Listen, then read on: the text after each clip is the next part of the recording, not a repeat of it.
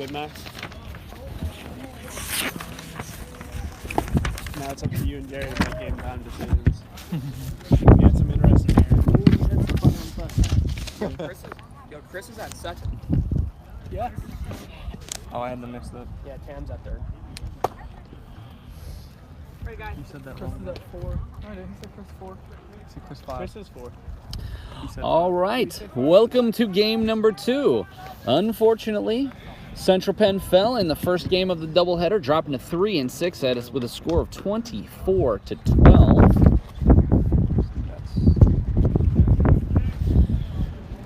All right.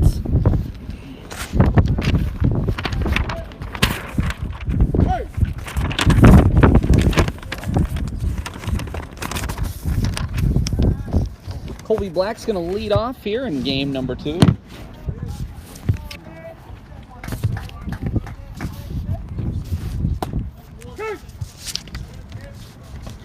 Quite the game in the first game of the doubleheader here. Chris Kiefer on the mound here. That's fouled straight back.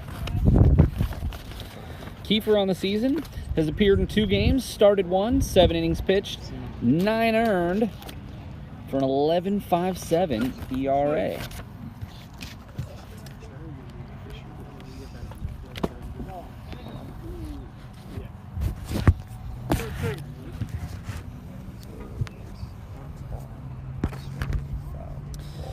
Joined here by Nightly News correspondent Tyler Coleman. Tyler, welcome to the broadcast. How's it going today? Thank you for having me. It's been going great. Much better weather than we had Friday. I got to tell you, for anyone who tuned in, we were definitely a little spotty on the broadcast. I'll definitely give you that. We couldn't feel our hands. I couldn't even operate the camera. I couldn't write anything down. It was almost impossible to keep score of the game. Black reaches first base on a single there. Good play by Heckard, but just couldn't come up with it. Tyler, what were your impressions of the first game? The first game was a little rough. The first few innings looked good.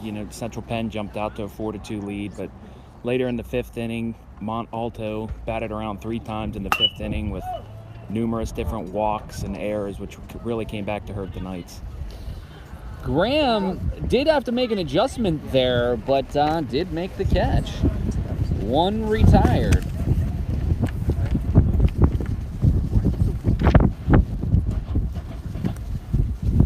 That's going to bring up Hunter Martin to the plate. Mont Alto improves to 17-12 on the Knights' fall to 3-7 on the season. After the last game, we're looking for the Knights to get off to a better start here. Well, Brian and I made this point last game as we wrapped up. It wasn't offensively that was an issue. But I'll tell you, that was one of the issues from game 1. The hit by pitch. Central Penn College pitchers hit 6 Mont Alto batters, 5 of them coming in to score. This is going to bring up Yonker. Yonker's having an incredible season.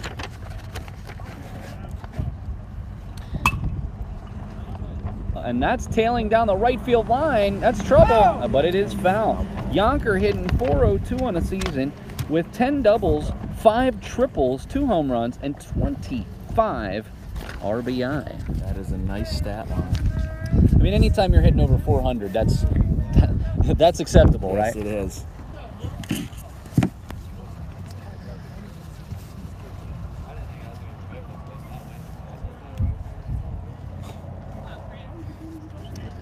First and second, 1 out. Kiefer on the mound for the Knights.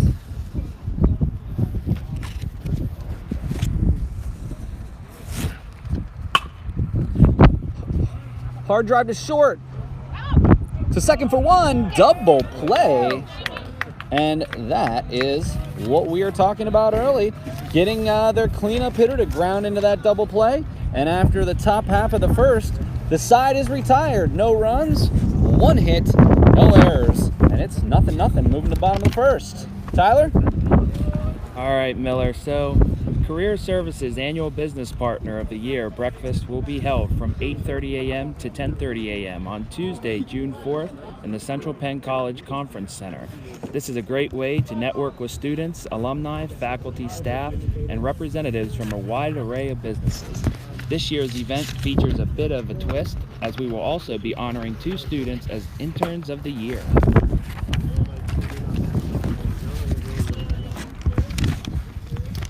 And if you ever need any information about that, you can contact the Career Services office at careerservices@centralpenn.edu.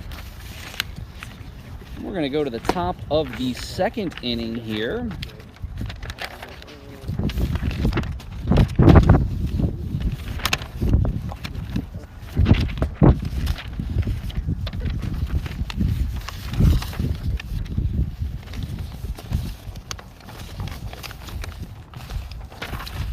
Peckard, Arellano, Graham, Rosario coming up. Chris Rosario was the nightly news player of the game for Game 1. Had 4 RBI and a home run that nearly hit the building out in left field. I think the ball's still flying. Peckard made some really nice plays there in the first inning. He's going to be coming up and leading off for the Knights.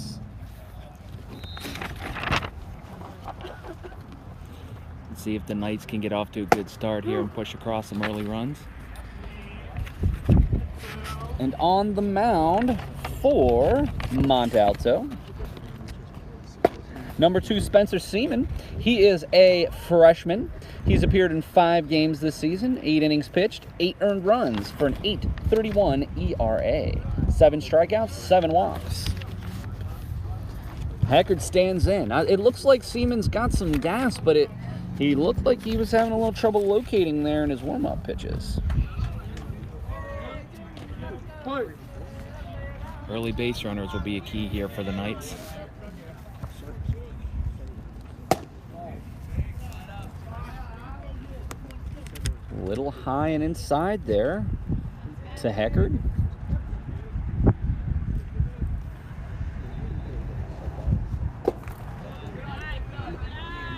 Low and in the dirt. Peckard quickly works the count to 2 balls and no strikes.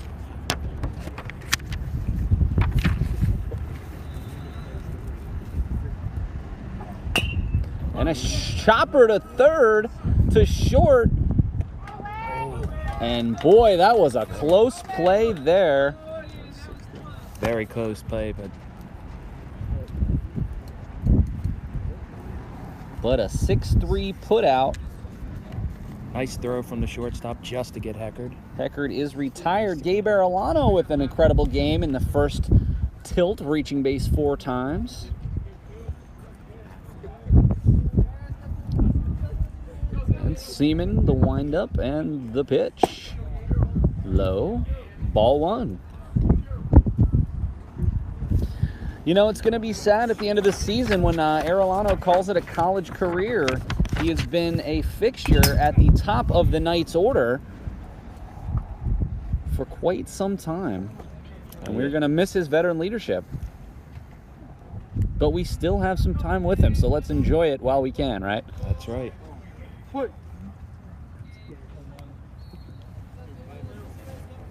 Nice to see that wind calm down a little bit there, Tyler. Oh, yes. It certainly seemed to clear up a little bit from the last game. Yeah, that system moved through, and now it's a little bit more comfortable, although you can tell the temperatures are dropping. Oh, yeah. A little bit chillier.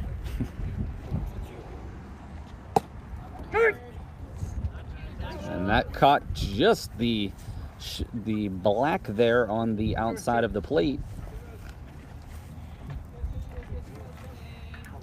Seaman the windup in the pitch. Wow. Nice curveball there, but is a ball. And Arellano works the count full.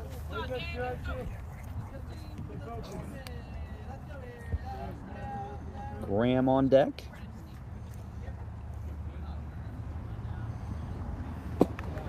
And Arellano walks. Next up, the Knights' leading offensive player, Connor Graham, hitting .485, 1 home run, 11 RBI, 2 triples on the season. That's 16 of 33. So there's the first base runner for the Knights. Let's see if they can push him across. Wind played some havoc with his balls in the outfield in Game 1. Seems like this is much more baseball playing. Late breeze, Yes. maybe 5 to 10 miles an hour, but I'd say the gusts were probably 20 to 25 earlier, Tyler. They were really picking up late in the game. I think we got very lucky, though, that we got a couple of drops, but that was about it. Again, just caught the corner there.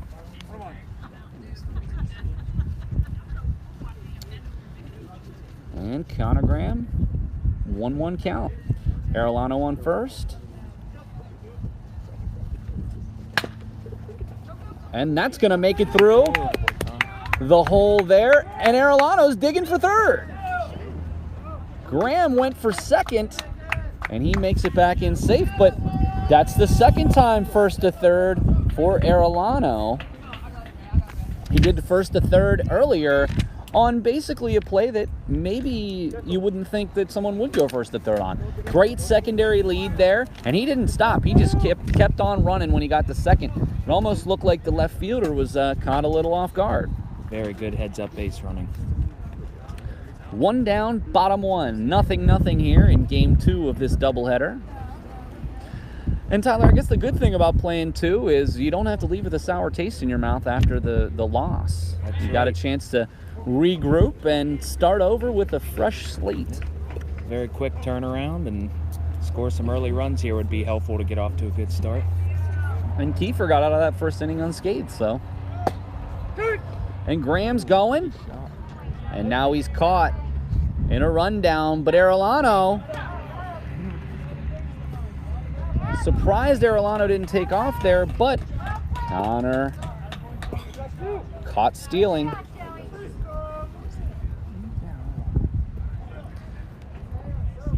Well, still a runner at third, now 2 down.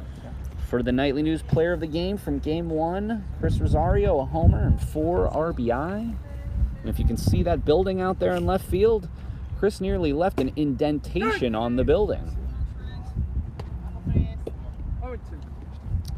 And Rosario quickly in an 0-2 hole.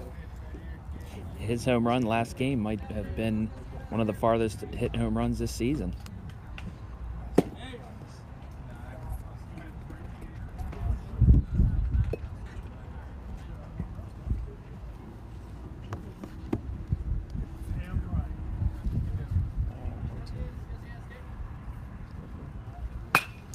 And there's another shot. I don't think that one's quite got the distance. And a long fly out for Rosario. What started off promising, unfortunately, went with no runs, 1 hit, no errors, and 1 left. And that's going to take us to the top of the second. We'll be right back. It's 0-0, Knights and Mont Alto. Tyler? All right, the Nightly News Media Club. The Nightly News Media Club at Central Penn College is looking for new members. Members have the opportunity to get hands-on experience writing for our student publication, The Nightly News, being a part of the Nightly News podcast, approaching its 90th episode, and being a part of the sports live stream broadcast. Stop by our booth at the Club Fair, April 10th from 11 a.m. to 1 p.m., or email the club advisor, Professor Paul Miller, at paulmiller@centralpenn.edu. We're looking forward to the club fair tomorrow. We're hoping to get some new members here. We are going to try something a little different this term, Tyler. I know a lot of the students that we have are coming in Thursday night. We're going to have some club meetings on Thursday nights, so some of the evening students, such as yourself, will have the opportunity to participate in what we're doing as a club. So Great way to keep people involved. We will talk about that much more this week. I look forward to having you guys for class. We have a really cool class called Projects in Corporate Communication. And actually, Tyler, you're here for part of that class's project. So do you mind sharing with the audience a little bit about what your project's going to entail for the baseball team? So our project for the upcoming class is pretty much going to include writing stories, keeping stat sheets of each game, gathering different information on both the Knights and their opponent on who they're playing, and just keeping track of the baseball team and putting together a packet at the end of the semester. I'll tell you, a lot more goes into this than meets the eye. The amount of sort of behind-the-scenes work that goes into it, there's a lot going on there. All right, Kiefer, the windup in the pitch. We're going to start off here in the top of the second. Chase Fisher here, a monster first game.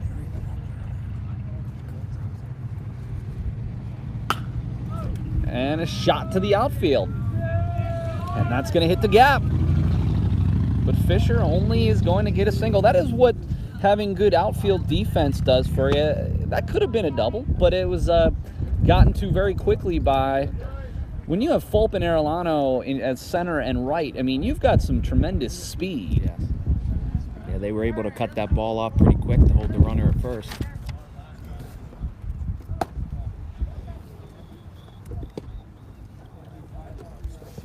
Gonna bring up number 4, Joey Wunsch. He's a sophomore. 2 hits and 29 at-bats this year, and the second hit by pitch today. And that sets up first and second with no one out. Hopefully it doesn't turn into a repeat with the hit by pitches like the first game. It's gonna bring up Michael Node. Only played 5 games this season, only 9 at-bats. He's getting the start here.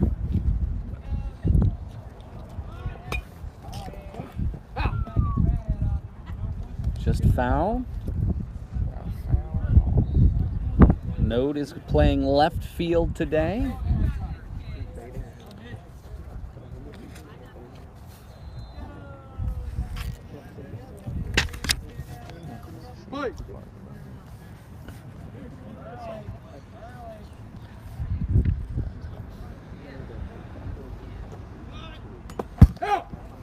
Went for the bunt there. Fouled it off. That's going to bring it to 2 strikes.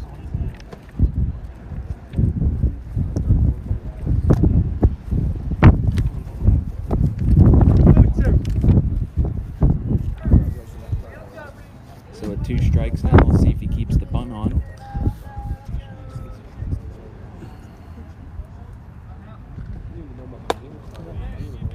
High and outside.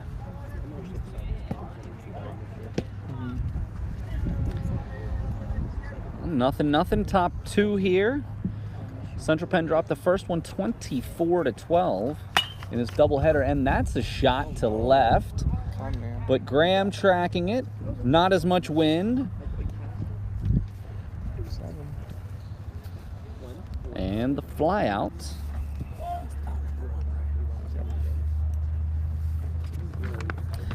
Coming up, Ethan Slusser. He's had 5 hits and 20 at-bats, hitting .250 on the season. No home runs, 1 RBI. He's the designated hitter today. Paletti keeping an eye on that runner at first. It's first and second. 1 down.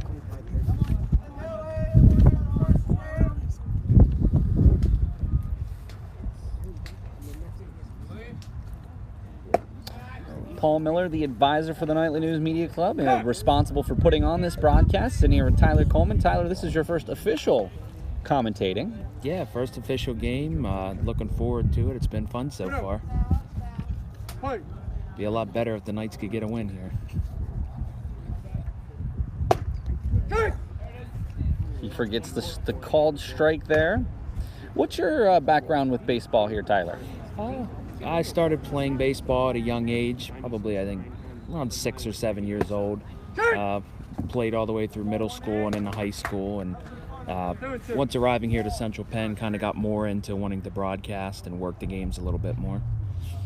Well, we're honestly glad to have you, and we look forward to a great season. We have 3 more dates, total of 5 more home games on the schedule. Let's just hope that the weather cooperates and we can join you for all of those matchups.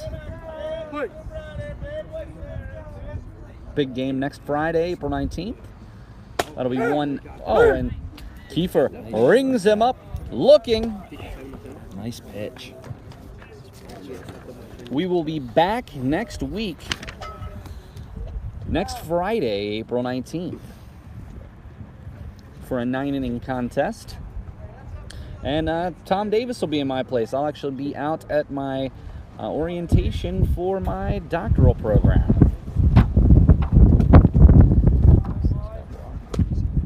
Paletti, another great defensive play. Played excellent in the first game. So McClure, Chance McClure, who had a heck of a game in the first contest here.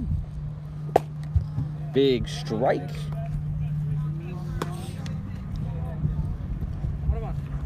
1-1 count on McClure. First and second, 2 down, nothing, top 2. And that's to the outfield, and Arellano tracking it. Nice catch. And retired the side. No runs, 2 hits, 2 left, no errors. And we're going to go to the bottom of the second. It's tied. Nothing.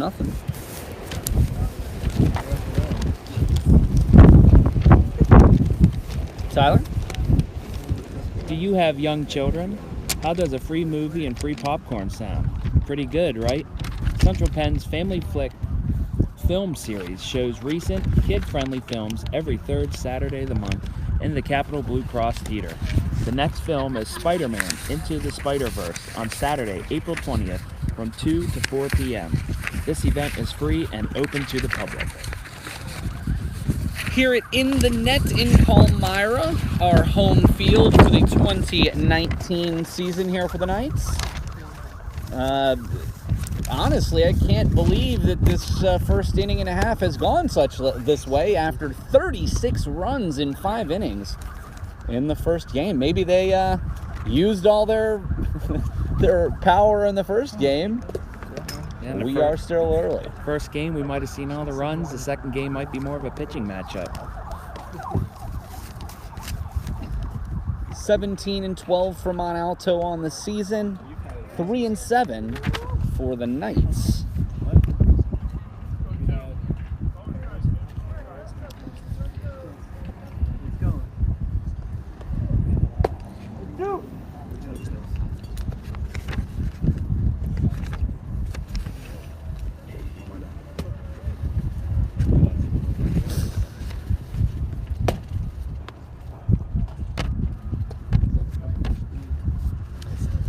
All right, Jared Rivera will step in.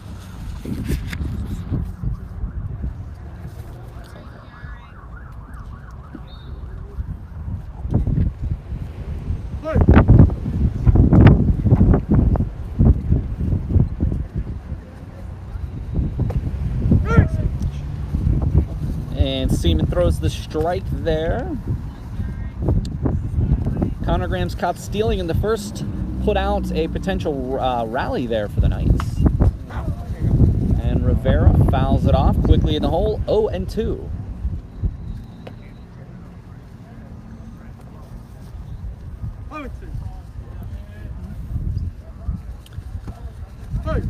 Chris Kiefer on deck. He's pitched a dynamite first 2 innings.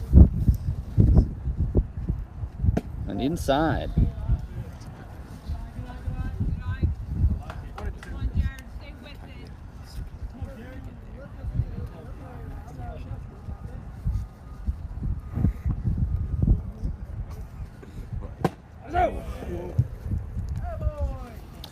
And Rivera with the strikeout. 1 down for Kiefer.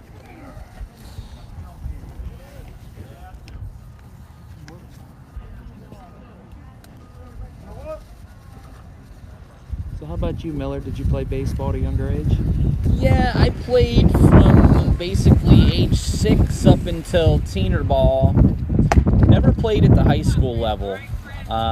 I actually shifted over into some other sports, but I've always been a fan. I mean, I've been a baseball fan since I was able to walk. Kiefer to third, but gets under the glove there. So would you call baseball your favorite sport? Oh, there's no question. No question in my mind. Big Chicago Cubs fan. Always, like I said, I called games in college when I was at Slippery Rock University. Yeah, I miss it. And I'm glad I'm able to do it. And I'm glad I'm able to work with students and that have a love for the game in the same way that I do. So what's your favorite part about the game of baseball? I think it's the strategy, and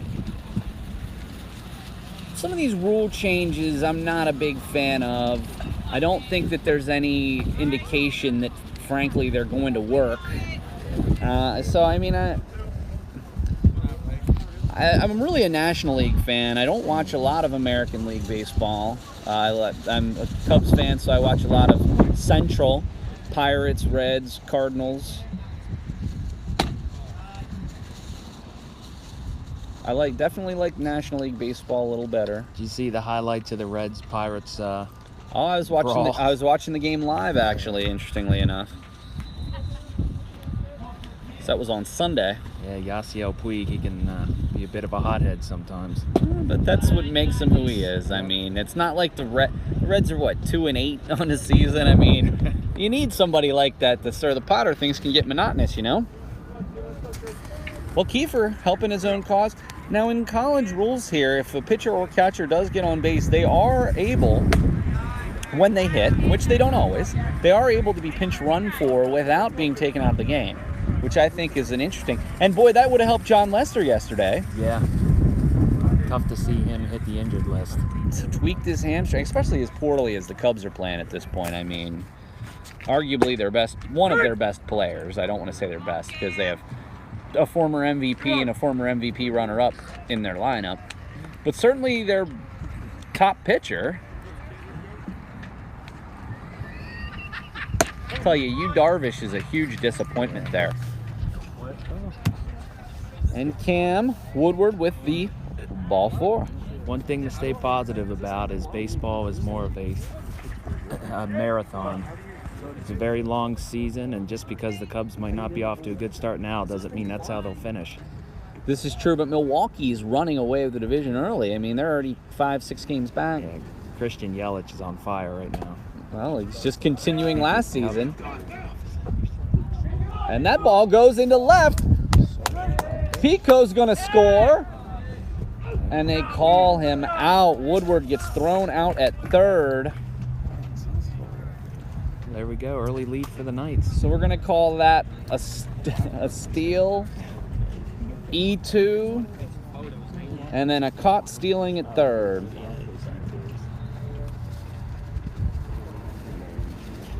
And it's 1-0 Knights.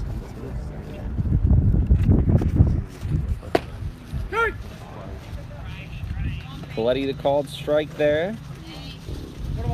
That's twice. That's 2 errors on the base paths for the Knights. Honestly, Tyler, I really think that the Knights have to shore up some of their base running errors. That really could end up costing them. 2 guys in 2 innings getting thrown out on the base paths. Yeah, they're losing their base runners is really going to cost them.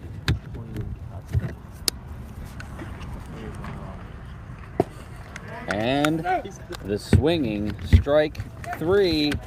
And that will retire the side, but not before the Knights get on the board, and it's 1-0 after 2, Central Penn.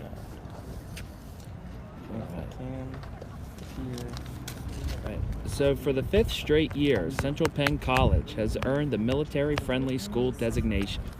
Currently, Central Penn has 69 students who are either veterans or who are active in the military or National Guard. Okay. The Student Veterans of America Club is accepting new members. Students must be veterans or active military to join. For more information about the club, contact Student Success Coach and Club Advisor Dan Garisi at 717-728-2367.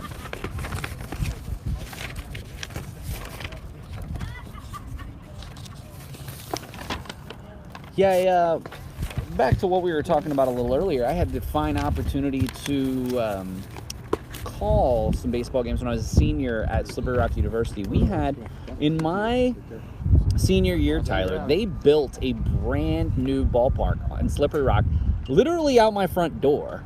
So we got to go to all the games, and then I had the fine opportunity to call several of the games. And man, it was just an unbelievable experience. Brand new ball field. We had a really good team that year. Well, we went to the PSAC playoffs. And so it was a great experience. Unfortunately, that was the last game I called until last season. So I think it's pretty cool that I'm able to use some of the skills that I learned 20 years ago, 15 years ago, and now I'm able to use them again. So I think it's fantastic that I have this opportunity. We're going to start back at the top of the order. Colby Black singled in the first. He's 1 for 1, and guess what? He's reached base 7 consecutive times here today. I believe was the last game he reached at bat, or he reached on base every at bat. Every at bat, no hits. 3 hit by pitch, a walk, and 2 fielder's choice. He got his first hit today, and not gonna make it 7 as Arellano records the out.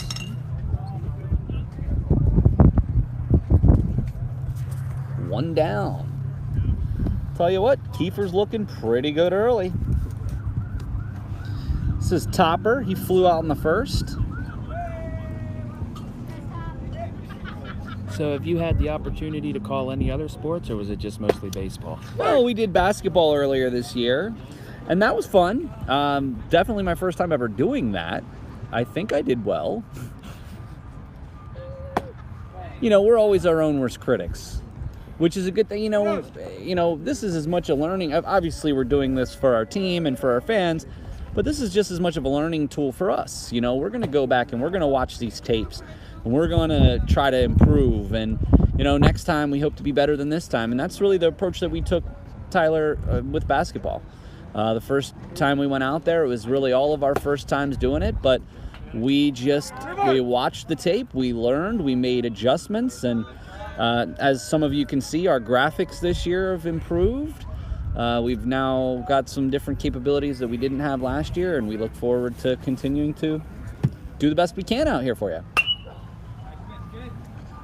That's going over to the first baseline. I don't think Rivera's going to get there. He doesn't, and that's foul.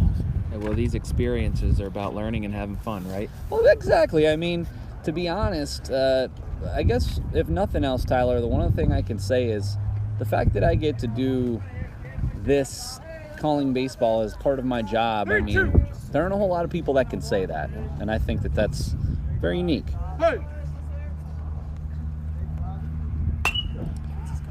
And another foul.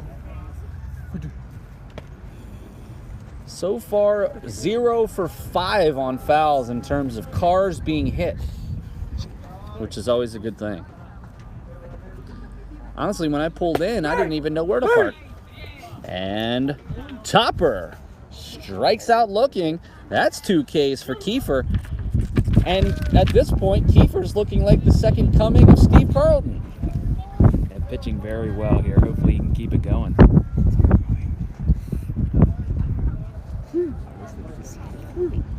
Hunter Martin steps in. He was hit by pitch in the first. Fortunately, didn't score. See, that's the big difference from last game. All those hit by pitch, 5 of 6 scored. This time, hit by pitch, double play. Not as many base runners in this game. At this point, we've got 4 people on base thus far, but we're quickly 2 down, and getting Martin here would be huge. Martin hitting .384 on the season. And the big strikeout on 3 pitches. What an inning from Kiefer. And we are going to go quickly to the bottom of the third. After 2.5, Central Penn 1, Mont Alto 0. Closer Look Weekend. Accepted students and their families are invited to attend Closer Look Weekend on Friday, April 26th and Saturday, April 27th. During Closer Look, students will have the opportunity to take your placement exams, talk to a financial aid counselor, and make lasting new friendships and even tour our super suites. Registration is required at centralpenn.edu. Register today.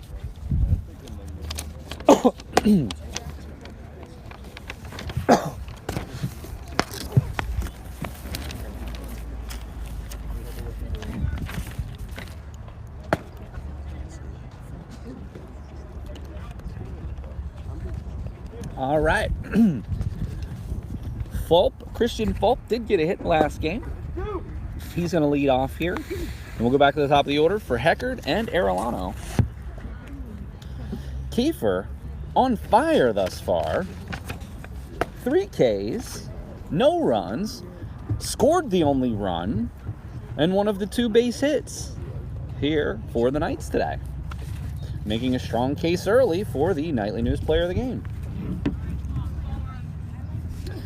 Christian Fulp steps in against Seaman. Hey.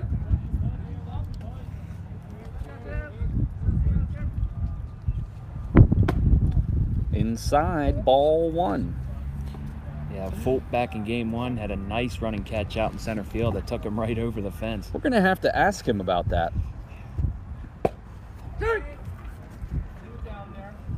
Definitely the play of the game. I don't think there's any doubt about that.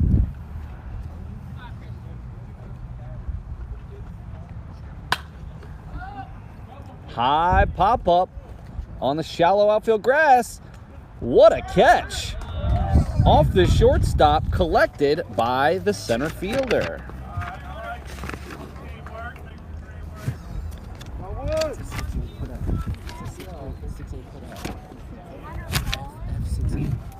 Hunter Martin comes up with that. And Fulp is retired.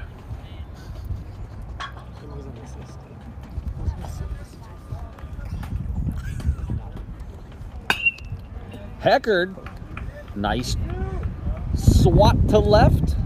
Actually, second baseman looks like he's out, or excuse me, the left fielder had a little trouble coming up with that. Heckard can't advance though, but he certainly can run. I will say that he did get thrown out, caught stealing in game 1. Tyler, do you think that's going to make him a little gun shy here? It may, but Quentin likes to run, so I wouldn't surprise me at all to see him take off. Heckard does have 4 steals on the season. That was his first caught stealing. But I do have to tell you, the catcher for Mont Alto had an amazing arm and almost picked a few players off.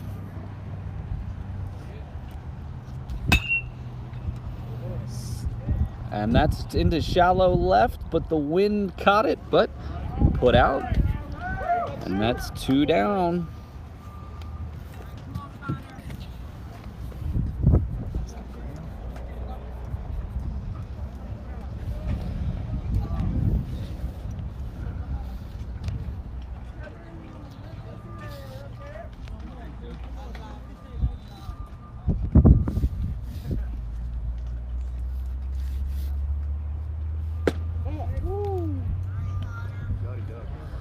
Connor Graham, single in the first, caught stealing.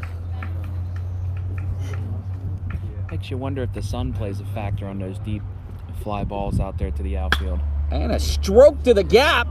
That's going to get to the wall. And that ground rule double there kind of hurts. Oh, a home run. Home run for Graham. That is going to make it 3-0.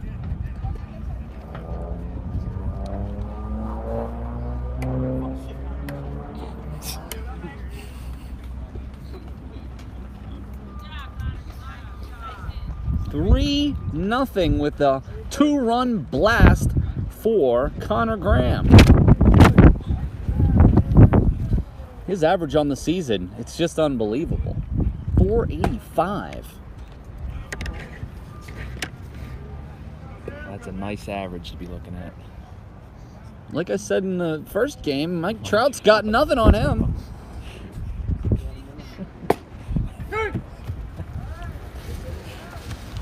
All right, Rosario flew out in the first. 0 for 1 on the day. It's 3-0 Central Penn. 2 down in the bottom of the third.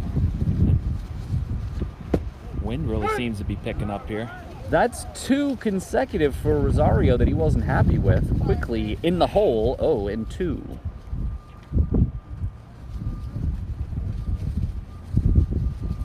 Protecting the plate. Ground ball to short. Fairly routine play, but boy, Rosario made that play close. With that said, the Knights add 2 on the Connor Graham home run. It's 3-0 Knights as we go to the top of the 4th. Word Wednesday. Don't forget that the Office of Student Life and the Office of Equity and Multicultural Affairs offers a weekly opportunity for students to have open dialogue about the hot topics of the day. Word Wednesday is held weekly in the Cultural Diversity Center from 12:30 to 1 p.m. Snacks will be provided for participants. All are welcome.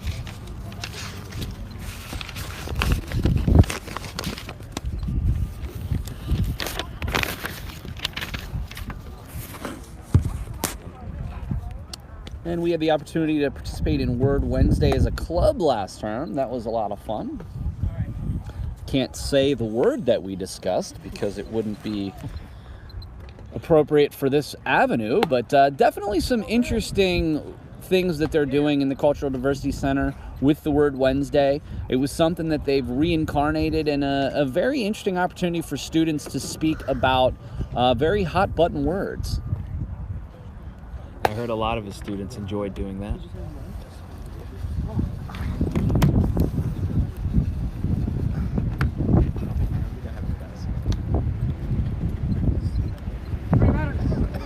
It's 3-0 as we go to top of the 4. Number 7, Jeremiah Yonker. The PSUAC Hitter of the Week for the week of April 2nd. Yonker hitting .402 on the season. And that's going way back. And that's gone. Woo! Connor Graham didn't even move 1 step in left. I guess I'm surprised none of these cars have gotten hit yet. That ball seemed to get out of here pretty fast. Oh, yeah. And Yonker, home run number 3 on the season.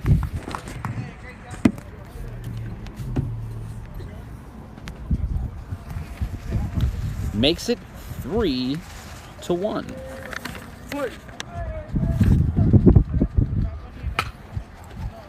And that's fouled out of play.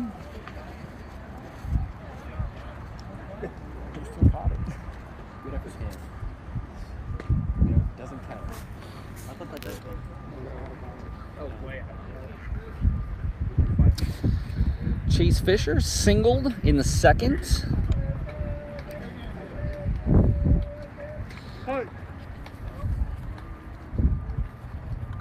And Kiefer fielding his position well. And the put out. Good bounce back after the home run. 1-3. And that's going to bring Joey Wunsch to the plate. Hit by a pitch in the second. Fortunately, that didn't mean much.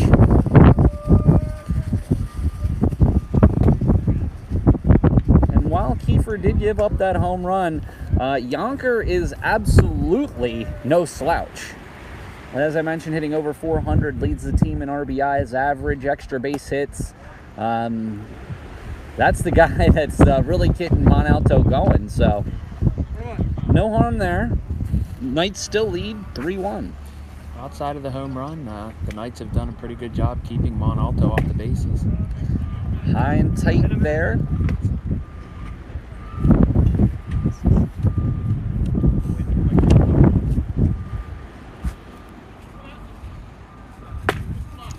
Nice pitch there from Kiefer. 2-2. And the 2-2 pitch. Oh, little high there. That drives the count full.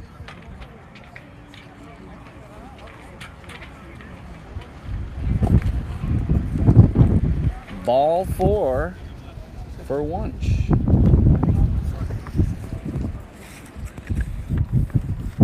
Mitchell Node comes to the plate, flew out in the second inning.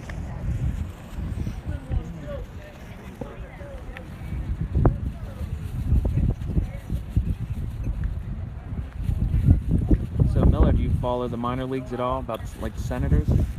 You know, I do. I try to get to as many games as I can. I had at one time I've had season tickets for the Senators. Beautiful ballpark, great time for the family. Fairly inexpensive when it comes to baseball. They did raise their ticket prices this year for game day tickets. You can still get $9 seats, box seats for advanced ticket sales. But I honestly don't think I've ever gotten advanced tickets. I always just go to the box office. So $11 at the box office for box this year. So I was interested to see that. Interestingly enough, while it's very sad that Trey Turner broke his finger and is going to be out for a while, I would imagine he's going to come down to Harrisburg again. You know, Trey Turner never played at Harrisburg. Well, if he spends some time in Harrisburg, I'm sure that ballpark will be packed to see him. I can't wait. He's one of my favorite players. Great player, and it's just so sad. I mean, he broke his finger on a bunt. What are you going to do?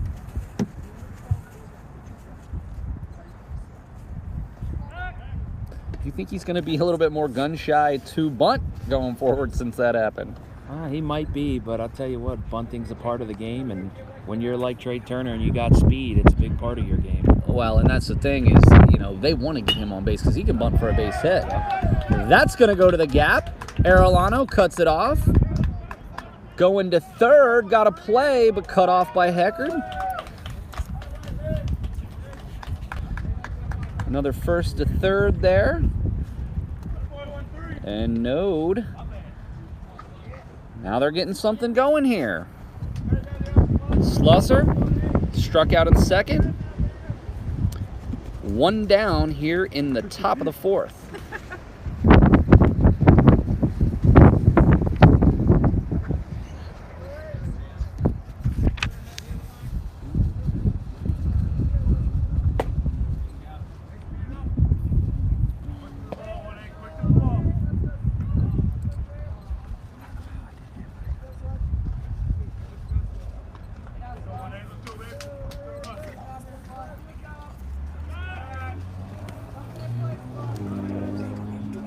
Kiefer keeping an eye on the first baseman, the runner at first.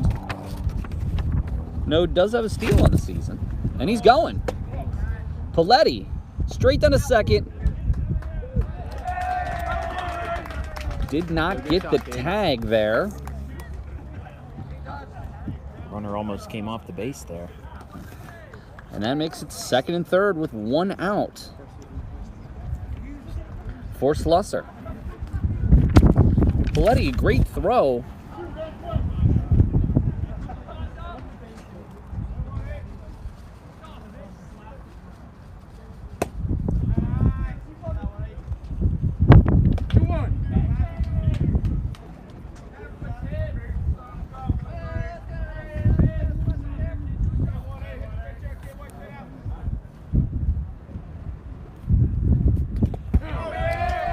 And the hit by pitch loads the bases. As well as Kiefer has pitched today, he has hit 3. 30 seconds. Hopefully he can find a way to get out of this jam. One down, a double play would get him out of it. It is 3-1 here, Central Penn.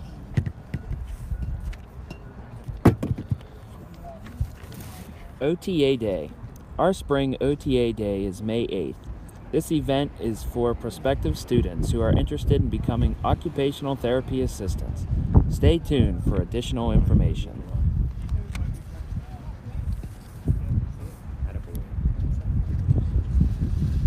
It's 3-1 here. We're in the top of the fourth inning. In the net, Palmyra, Pennsylvania. Game 2. Mont Alto took the first game 24-12 after 5 innings. This game's a little bit closer. 3-1 here in the top of the 4th.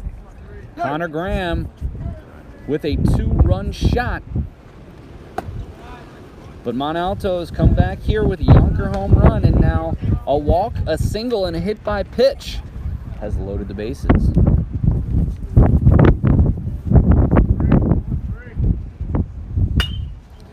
Strokes up the middle. Hecker just out of his reach. Fulp the throw to home. And 2 runs will score on the single from McClure. That plays Lunch and Node. And still first and second. Ties up the ball game at 3. And we're going back to the top of the order for Colby Black. His 7 consecutive reach base broke up last inning by a fly out to Arellano. And boy, could they use a ground ball here. Ground ball double play would be huge right now. We've already turned a double play in this game, the 6-4-3 variety. And there's a shot to center. Fulp with the catch. And he's just going to get it back into the infield as Slusser tags and heads to third. 2 down. Good speed by Fulp to chase down that ball. Fulp's outfield defense is impeccable. All right, Topper 0 for 2, flat out and struck out. It's 3-3 here in the top of the 4th.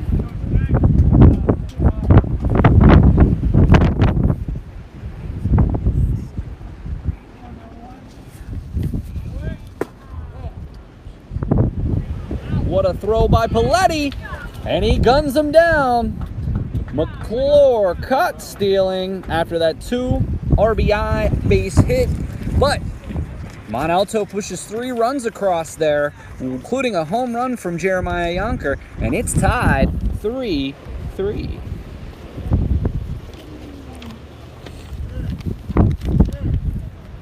Career-focused programs.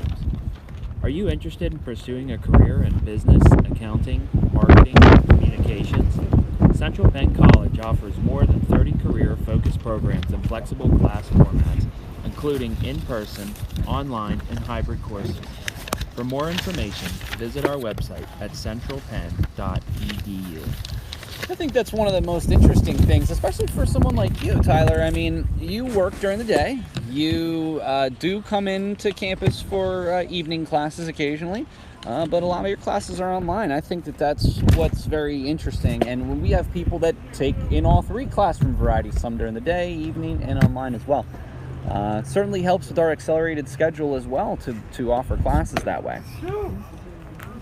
Online classes are helpful, but when they can offer night classes, that makes it more achievable. Well, you know, you're kind of experiencing a little bit of evolution here, if you will, Tyler, because these are the first time we are offering evening classes, and you know what? It's been extremely successful thus far. So we're looking forward to continuing doing it. I believe the last Thursday night class we had went very well. Jared Rivera up to bat here in the bottom of the 4th, game tied at 3.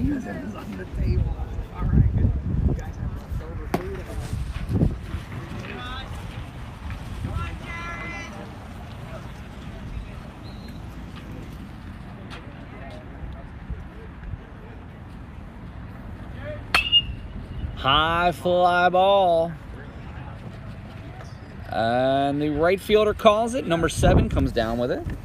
And that's just a long out there for Rivera to lead off the 4th.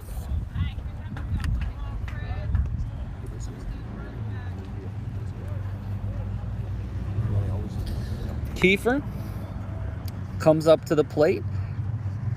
A single, a steal, a run, and not too bad on the mound today. trying to help his own cause here.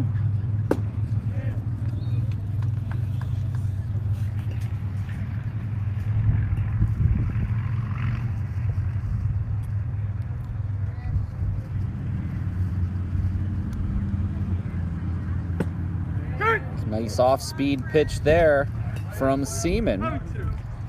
Nice pitch. You could really see the curve on that one. And Seaman's pitched well, too.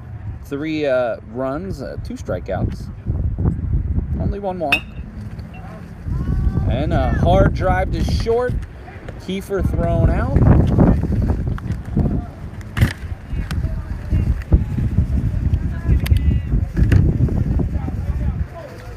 And quickly 2 down.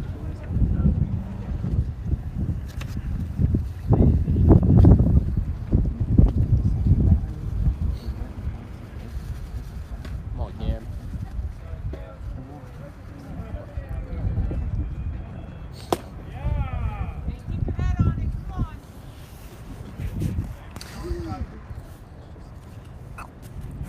Cam Woodward up to the plate. Walked and caught stealing in the 4th. Seems like the Knights have ran into a few caught stealings today. Yeah. Just like I said, some just base running errors. You know, hopefully they don't come back to haunt them. They did in the first game, there's no question. And Woodward, 3 up, 3 down for Seaman. And that's 4. Game tied, 3-3. We're going to move to the top of the 5th after a quick commercial from Tyler.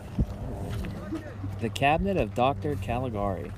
The Humanities Film Series has a special treat for you this spring. A rare showing of the 1920s silent film, The Cabinet of Dr. Caligari. The movie is considered one of the earliest and best horror films. But wait, there's more. A jazz trio also will be providing a live soundtrack. This is one of a kind experience and is absolutely free.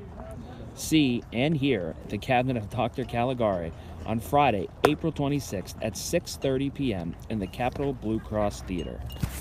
I'm actually very much looking forward to that. One of our Nightly News Media Club members, Leslie Heinbaugh, has done an amazing job over the past several terms covering that event for us. This one, to me, is going to be one of the most unique.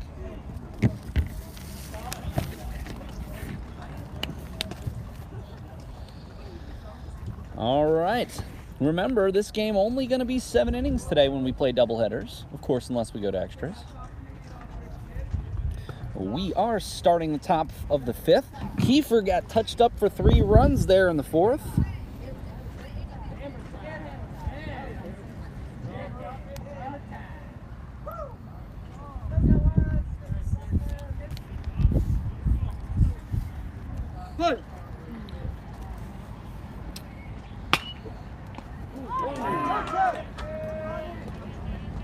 Topper, first pitch swinging, line drive to Woodward.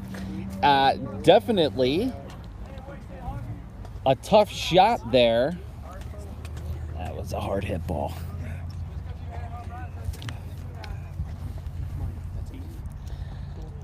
Topper, 1 for 3 on the day with that base hit. Brings up number 3 hitter Hunter Martin. Bunts foul. Playing a little small ball here after scoring 24 runs in the first game. That's the thing about baseball, though. You really do have to ebb and flow depending on how the game is. I mean, you got a number 3 hitter here bunting. Can Kiefer keep the Knights in this game? And trying to pick him off at first. Rivera can't come up with it. I would assume that would be an error on the big fella.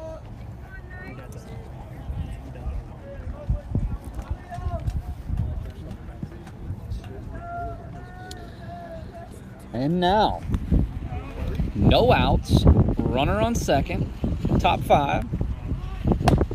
Looking for the bunt again.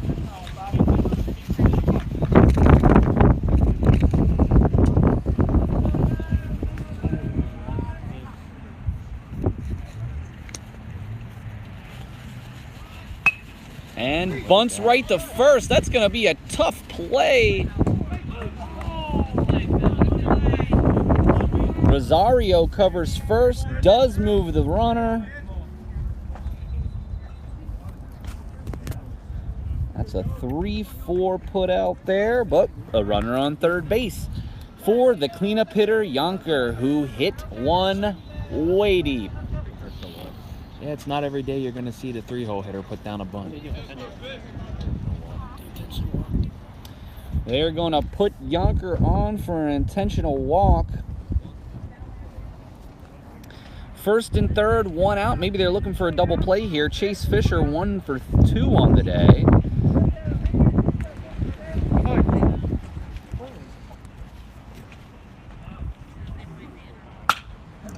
High pop up. That's going to stay just in a light grass. Now that wind. Over the shoulder catch from Heckert. That was an incredible play, even though that was a sac fly there. He did not tag. A pretty incredible turn of events there. Apparent sac fly.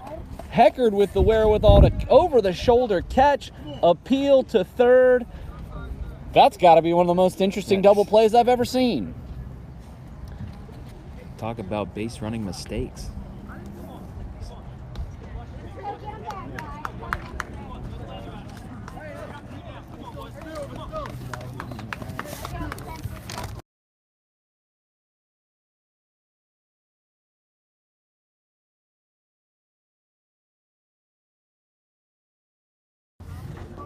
All right, so after the top of the fifth, we're still tied 3-3. Tyler? No fee application. Did you know that Central Penn College, unlike some institutions, doesn't charge any type of fee for applying? It's absolutely free. Go to our website, centralpenn.edu, to apply. Definitely wanted to welcome everybody to In the Net here for a beautiful afternoon. Got very lucky on, if you look at the sky now, not, only just a couple clouds in the sky, but geez, earlier, if you go back to the tape from game one, man, we just missed a massive thunderstorm and played right through it. Got dark real quick last night.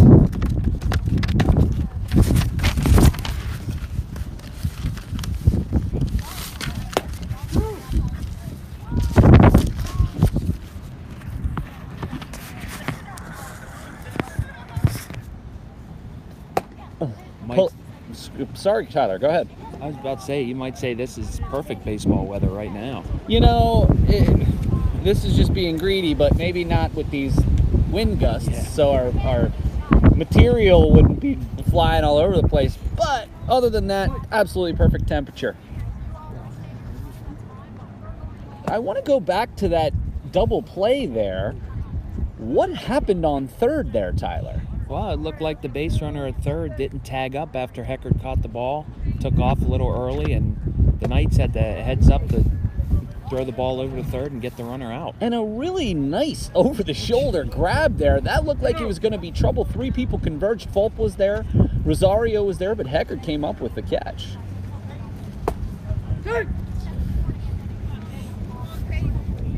And we're here in the bottom 5, and it's 3-3.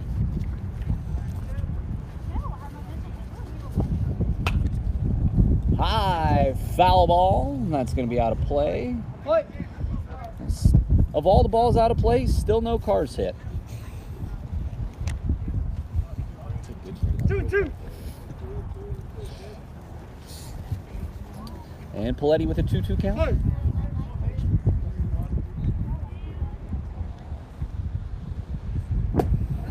And he goes down swinging. It's going to bring Christian Fulp. Looks like Fulp is coming out of the game.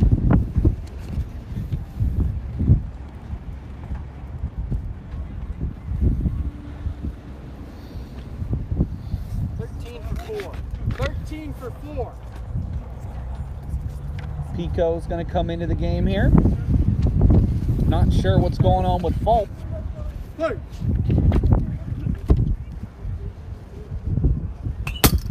Straight back from Pico.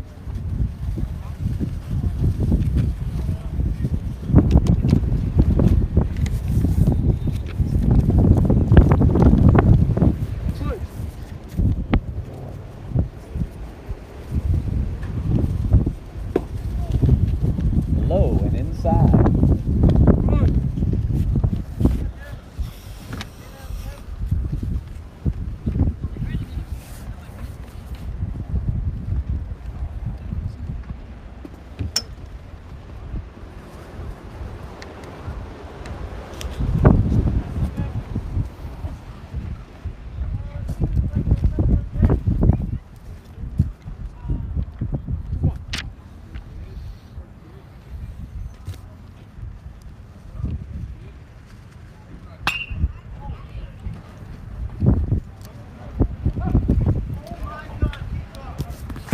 Pico fouls it off there.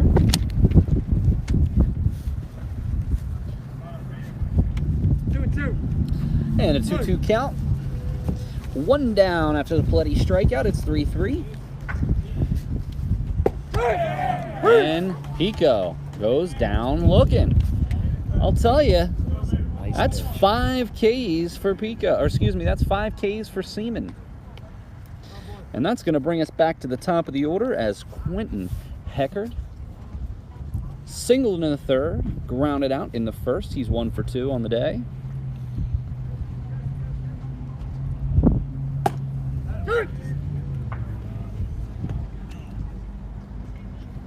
You know, outside of that Connor Graham home run, Seaman's been efficient. You can really see the break on his pitches.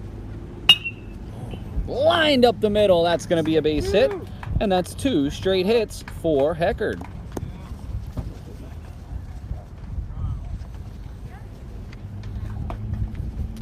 Arellano walked in the first, fly out in the third. Definitely been one of the bright spots for the Knights today. Arellano, 226 on the season. Does lead the team in steals with 8. And that's foul and out of play.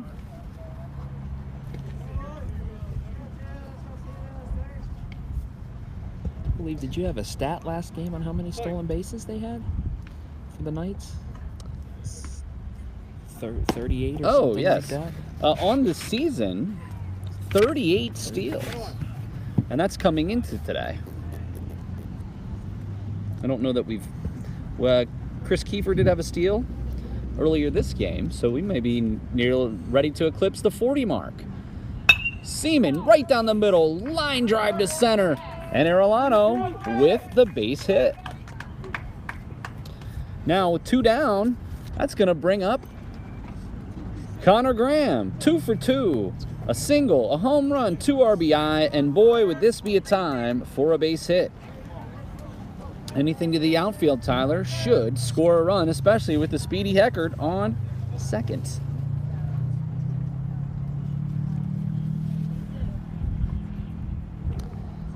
And Seaman, the windup. The pitch is outside. 1-0. See if the Knights can retake the lead here on a base hit.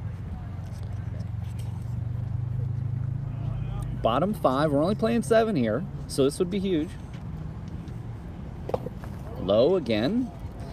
I got to tell you, even though Connor Graham is statistically our best hitter, you do not want to walk him for Rosario. Now that might be asking for trouble.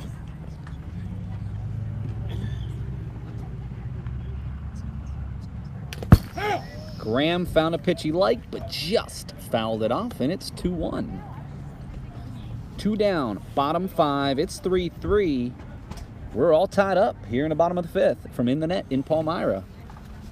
Hey. Beautiful afternoon. Stiff breeze. And that's going to go to the gap. And that is a home run. Connor Graham.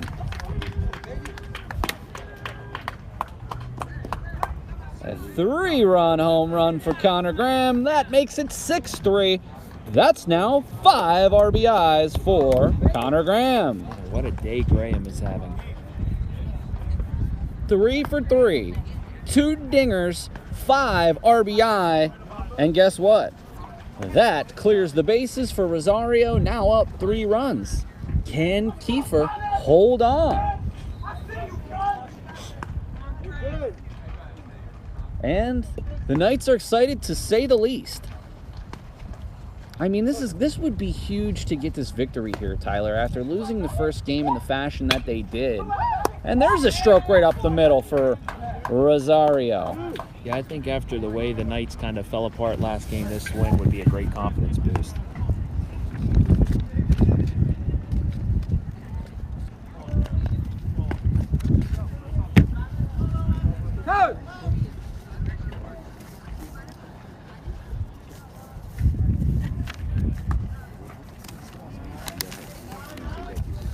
Accelerated schedule.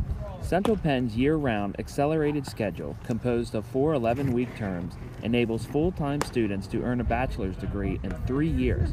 Fast-track your success with our accelerated terms. I think that, to me, is one of probably the reason that a lot of people do attend Central Penn. To be able to get through a bachelor's degree in just 3 years, I mean, you're basically saving a year of your life, if you want to look at it that way. Get right out into the workforce at a little bit younger of an age. All right, all of this with 2 down, 4 consecutive hits, 3 singles, and a 3-run home run after 2 quick outs for the Knights, and it's 6-3. Knights lead.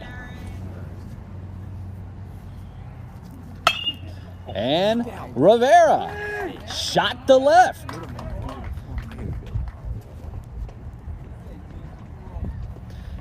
And now Chris Kiefer can help his own cause with first and second. That looks like that might be it for Seaman.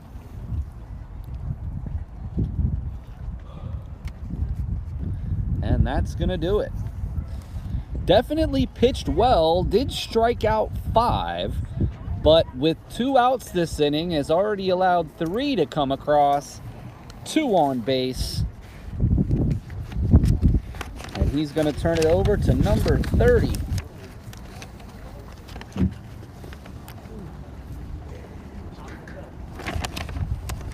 That's Cameron Lee. He's appeared in 9 games, 1 win, 1 loss, 8 earned runs in 13 innings pitched, 7 strikeouts across those 13 innings.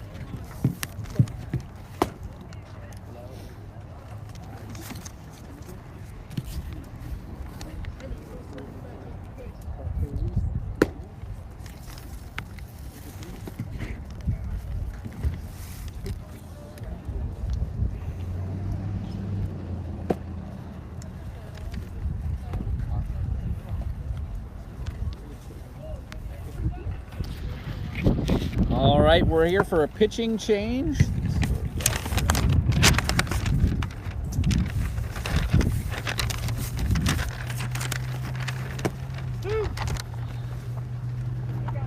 Lost and Found, the 5th student-created play, will show on June 6th, 7th, and 8th at the Capitol Blue Cross Theater.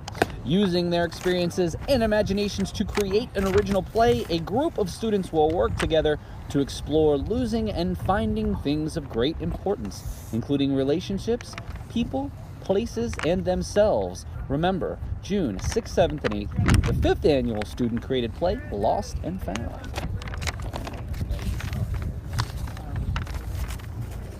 All right, Kiefer to the plate, 2 down in the bottom of the 5th. Inside, ball 1.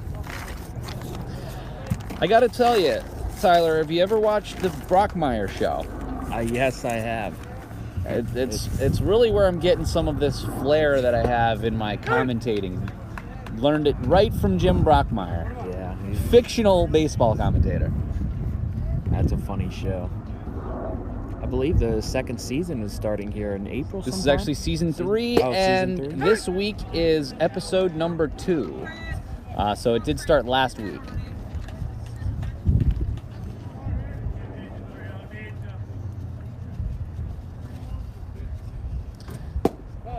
quickly in the hole 0-2, but manages to stay alive there. 1-2 to Kiefer. A base hit for Kiefer here would be huge. 2-2 count.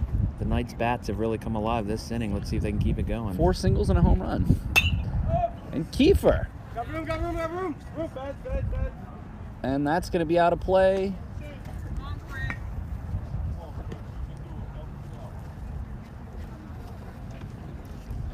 Still a 2-2 count.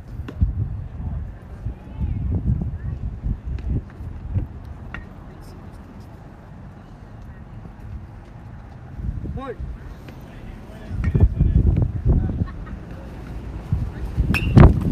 That's down to third, and it's booted.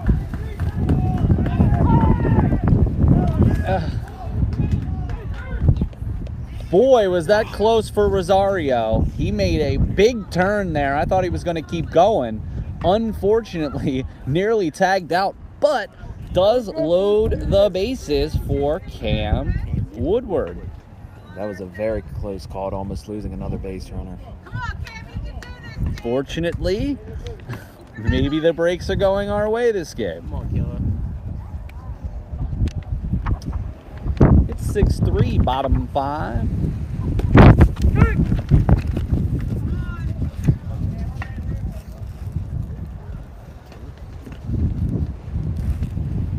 Cameron Lee on the mound for Mont Alto.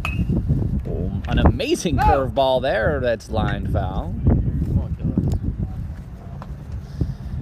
Woodward with the bases loaded here. If Cam reaches base, we will bat around this inning. Outside. Lee's got some pretty impressive stuff here. A hit here would be huge to help add to the Knights' lead.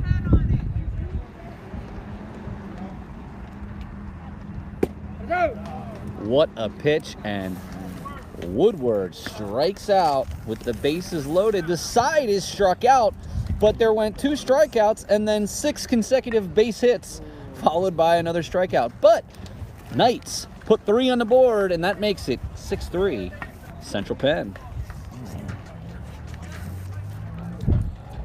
Race against racism. Central Penn College's Lancaster Center is a sponsor of the YWCA's 21st Race Against Racism, an annual 5K run walk through historic Lancaster. The race is scheduled for Saturday, April 27th at 9 a.m., starting in Musser Park. Lancaster is home to the longest consecutive running race against racism in the U.S. If interested in participating, contact Lancaster Center Director Judith Dutil. All right, we are going to go to the top of the 6th inning here.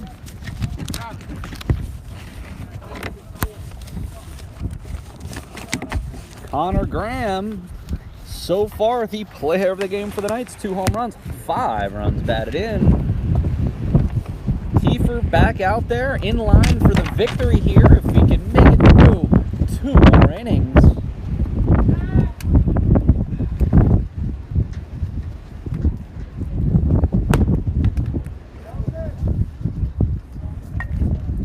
Kiefer's pitched well. Let's see if he can keep it going here now that the Knights have regained the lead.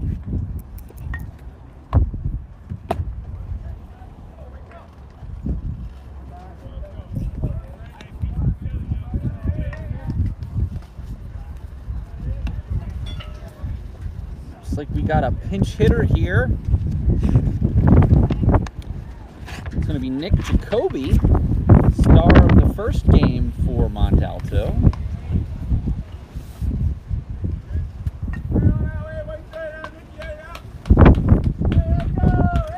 Top 6, Knights clinging to a 3-run lead.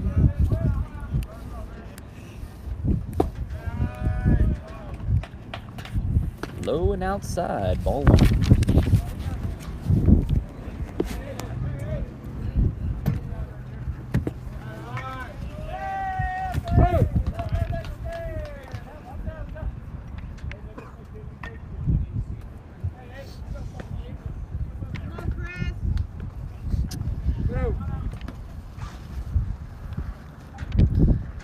Kiefer has struck out 3, has hit 3 batters, but the difference is not one of those batters has made it around to score, whereas 5 of 6 hit batsmen in Game 1 scored for Mont Alto.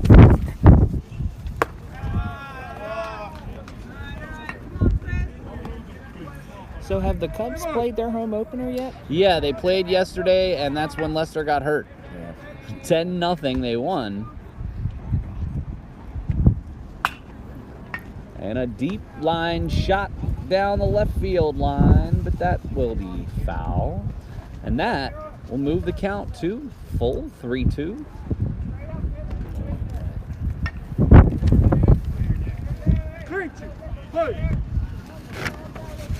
Nick Jacoby, the senior, hitting .298 on the season, fouls that one off, stays alive. And Kiefer battles. I saw the Red Sox got off to a slow start as well. I still think it's a pretty big mistake for a lot of these teams not thinking about signing Craig Kimbrell, and I think that's going to come back to haunt them. And Jacoby strikes out looking. That's strikeout number 4 for Chris Kiefer. And I got to tell you, I'm extremely impressed with Kiefer's outing thus far, especially coming into this game with an ERA north of 10. 21 for 13. That's certainly going to help. Looks like Node is being substituted. The pinch hitter, A.J. Millar, freshman, had a big first game. Unfortunately, so did most of the team for Mont Alto. Well, you wouldn't know Kiefer's ERA was so high with the way he's pitched in this game. Especially with this offense. I mean, their offense is really quite fantastic.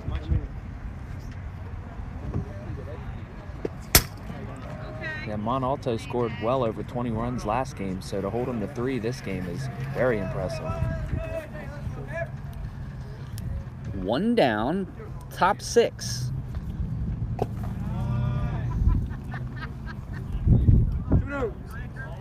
Kiefer runs it to a 2-0 count. Millar.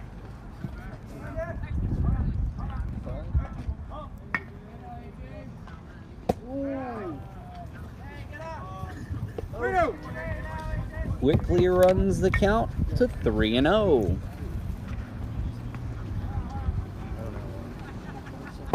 And lets him get away.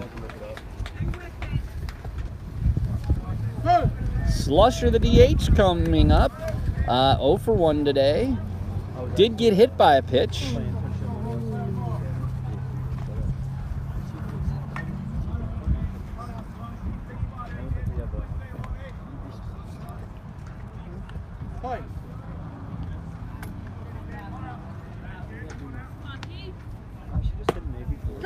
Strike.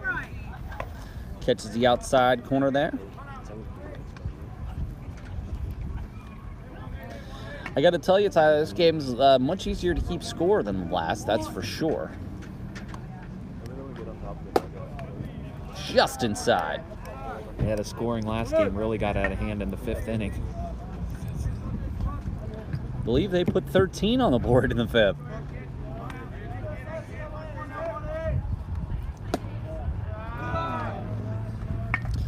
Just a bit outside.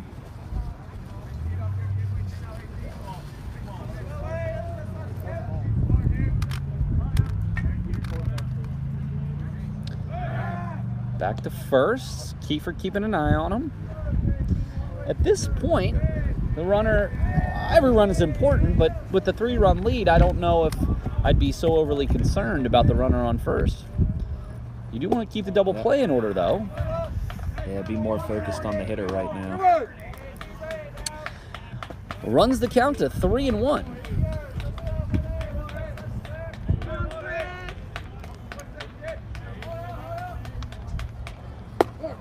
And lets him go.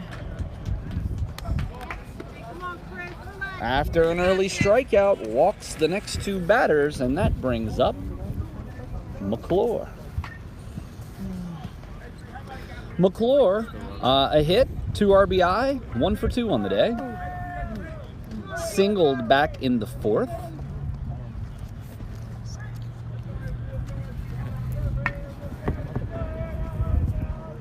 Rivera plays off the runner here. Not exactly sure what the strategy is, but that's going right to Rivera. And he cannot. No, first. It's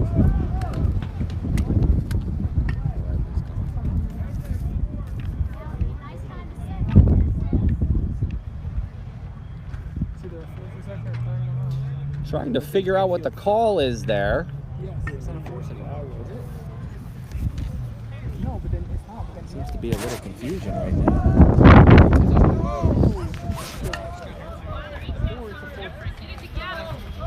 So somebody's on.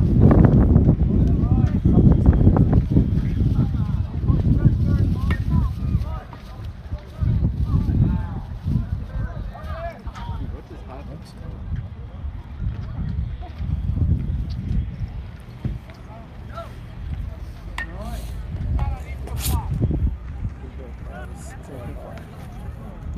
All right, so infield fly called, but the runners advanced 2 bases, and a run did score there. So scored a run and put a runner at third base. I mean, at this point, I guess I'd take it for an out. And Coach Stern not happy with that call.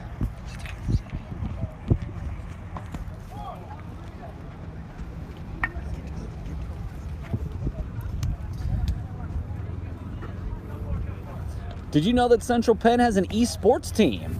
The team competes in the Collegiate Rainbow Six Siege League and plays against other schools such as Dickinson College, Cincinnati University, and the University of Akron. If interested, please attend the weekly gaming club meeting on Thursdays at 4 p.m. in ETech 306. Well, Stern's argument was not heard. The infield fly rule, Rivera did not catch. Man, if he could have just caught that, it would have Could have avoided all that avoided confusion. all this confusion. All of that said, 2 down and quickly out number 3. So as I mentioned there, that actually wasn't necessarily the worst case scenario there, Tyler, having that infield fly happen. Unfortunate, and that does allow them to tack on a run, but it's Central Penn 6, Mont Alto 4.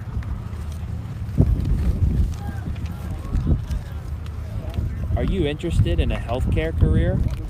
Central Penn offers 2-year programs in physical therapist assistant, occupational therapy assistant, and medical assisting, as well as a bachelor's program in healthcare management.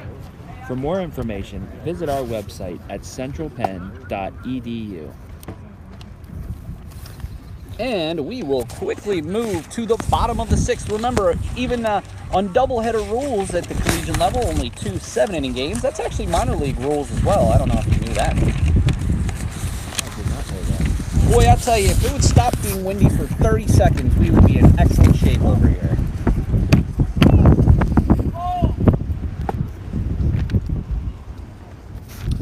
Guess we can never have perfect weather. Very good point. A lot warmer than when we were here Friday. I but, mean, that's an understatement. I mean, it wasn't as windy the other day, though. It was odd because I'm pretty good about braving the elements. I've had season tickets to the Washington football team for nearly a decade, and I've spent some time outside, but geez, never have I had a situation like that. My hands froze to the point where I couldn't even use the equipment. But hey, we made it. Paletti leads off here in the bottom of the 6th. He struck out twice today. Hey, we made it on Friday, and the Knights got a victory. That's what matters. Oh, and it was to be honest, I mean, you know, there's no better way to start the home opener. Obviously, we would have hoped it was a little nicer out, but we'll take the victory. We will be back with you April 19th. for the next night's home game. That will be just a single header. We do have 2 more double headers on the slate on the 23rd and 25th.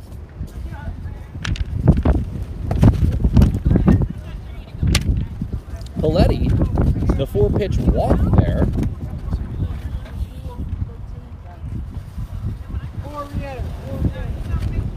So you said you won't be here with us on the 19th? No, I actually have orientation. I'm starting my doctoral program at Indiana University of Pennsylvania. So I will be there for my orientation day. Congratulations on that. Looking forward to it. I'm not really sure how to answer that. Of course I'm looking forward to it. All right, now Christian Fulp re-enters the game here. Flew out in the 3rd.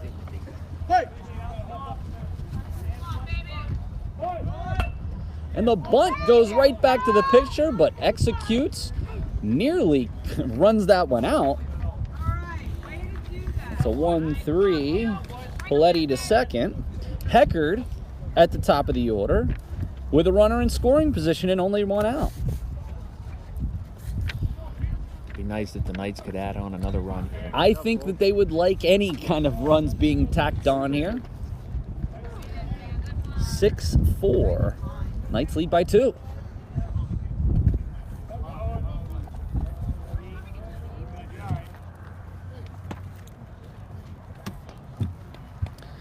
Heckard 2 for 3 on the second game of this double dip here today with 2 singles. Scored twice. Come on, Q, bring him in, kid. Nearly caught Paletti sleeping there on second.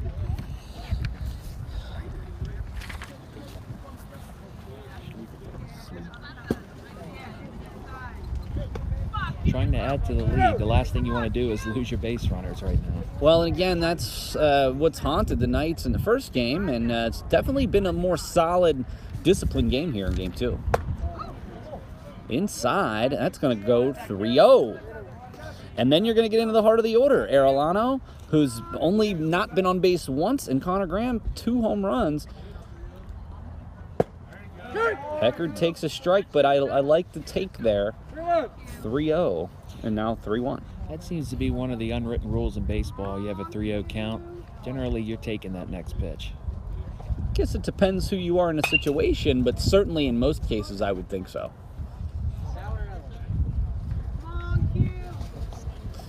That foul drives the count to full. 1 down. Paletti on second. Heckard steps in.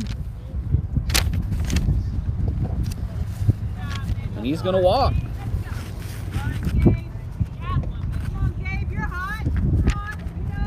Arellano 1 for 2 today, reached base twice, scored a run, made a fantastic play in right field.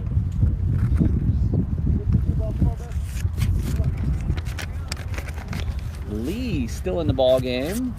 Does have dynamic stuff, but seems to have some issues controlling it. And Arellano, the stroke to the outfield. Takes a wicked bounce off of some type of rock. Paletti scores. Heckard's coming around. And he's in there. And while Arellano gets thrown out at third, 2-run score for the Knights. Credit Arellano with a double there. Huge 2 runs to add to their lead. Thrown out at third, but Paletti scores. Heckard scores from first. And that makes it 8-4. And those insurance runs are huge.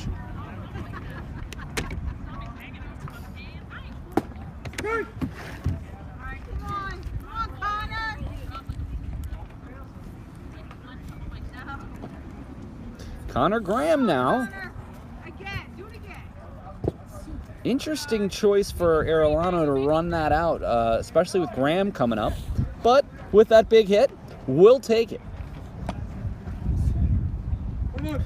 Graham, 3 for 3, 2 home runs, 5 RBI. That one's going to be out of play there. Still seem okay on the 0 cars hit today. There's got to be some type of insurance for this place for the cars that have to get hit here. I believe we're both parked towards the back today. You know what, that's funny because I was so close to the field on Friday and my car almost got hit 3 times, so I said I'm going to park a little bit further back. Connor Graham, a big game today. And outside, it's going to drive the count full with Rosario and Rivera due up. And Orlando did get the second out of the inning, so 2 down here. And Graham. Nice dig from short, but boy, that was a close play. But Graham is retired with that 6-3 putout. But Gabe Arellano with a big double there, 2 RBI, and that's going to drive it to 8-4.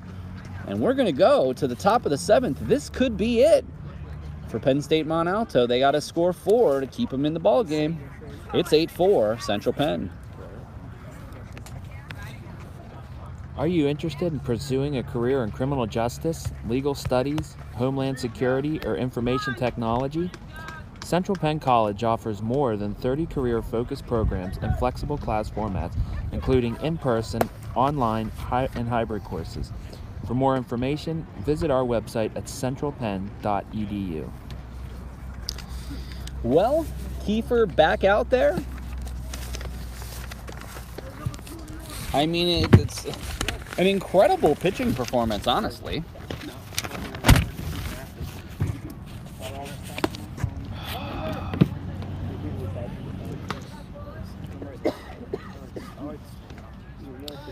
Kiefer struck out 3.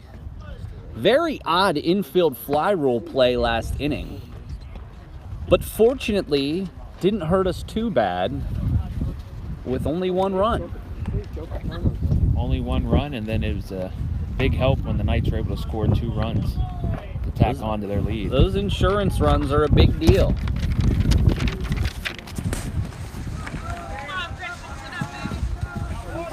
And Kiefer looking for the complete game victory here.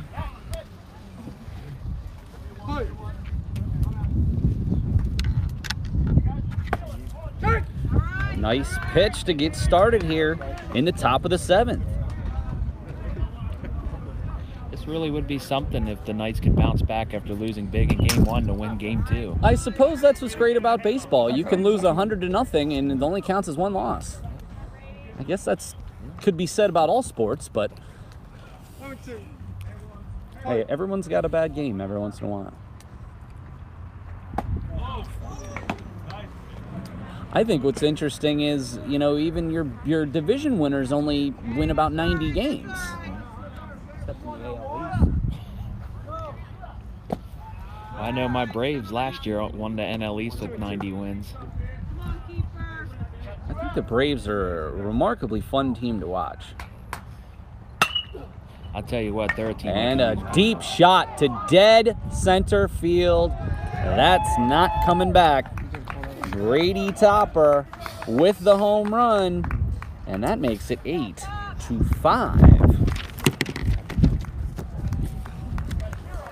As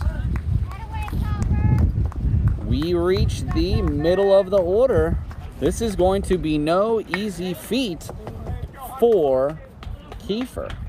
Still with a 3-run lead, though. It looks like this is Kiefer's game to win or lose. I don't see anybody warming.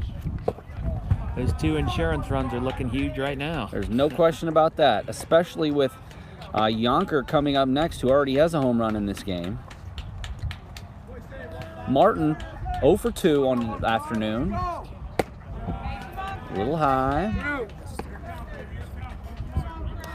Exciting game here, 8-5, top 7. If Kiefer can retire the side, Knights victory.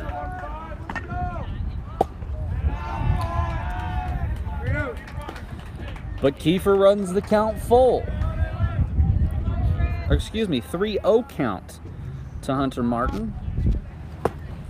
Does get that first strike there. I think that's one of the best things about baseball is this quick turnaround. Might lose one night, and the next day you turn around having another game. Or 15 minutes later, as in the case of Central Penn.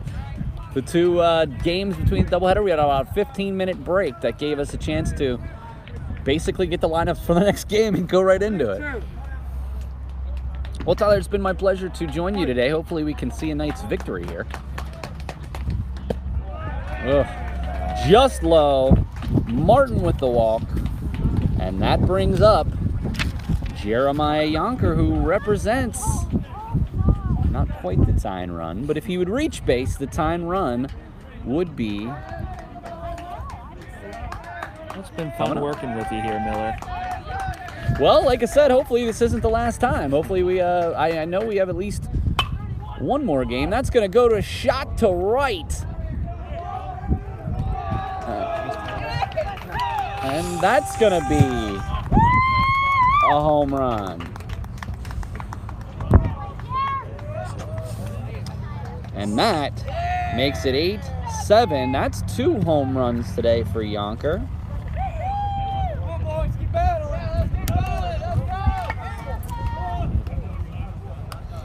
And Kiefer, a remarkable outing, but the 7th inning was not kind. The Knights still lead 8-7, but with no one out. Kiefer is hanging in there. The Knights really want Kiefer to try to finish this game off. Well, to his defense, the next 3 have only, actually the next 5 guys have only gotten 3 hits on the afternoon. So maybe now that we've moved through Yonker, maybe hopefully Kiefer can get out of this jam here.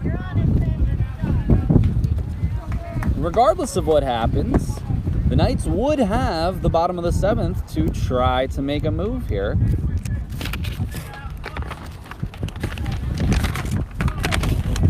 And we could expect Rosario, Rivera, and Kiefer. So definitely some hope should Mont Alto plate another run here. Well, let's hope we don't have to get to the bottom of the 7th and we can get a victory here.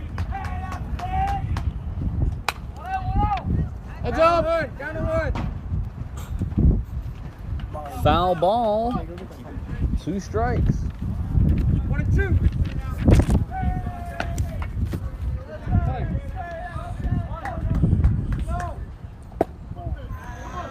Just inside. It's 2-2 count. Kiefer could really use this batter.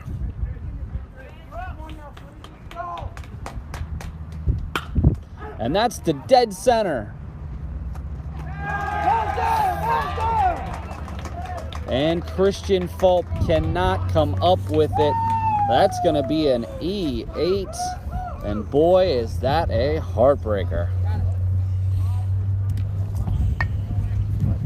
This wind is just really wreaking havoc with the ball. I mean, you could see that ball in the air moving because of the wind.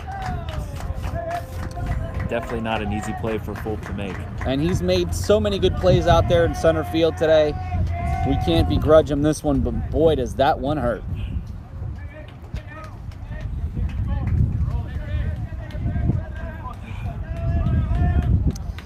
And Jacoby.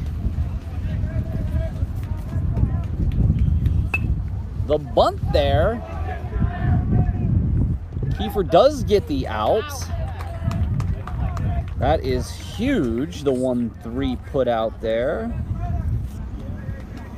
But a runner in scoring position.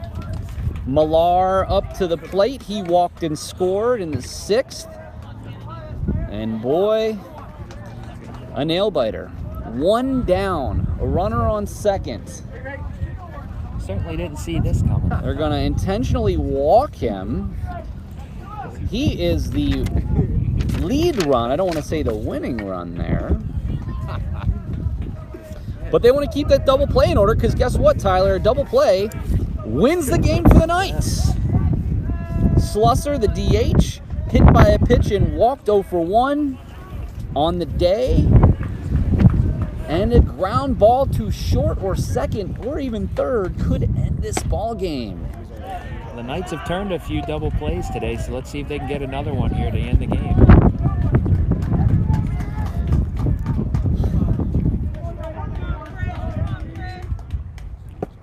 Inside.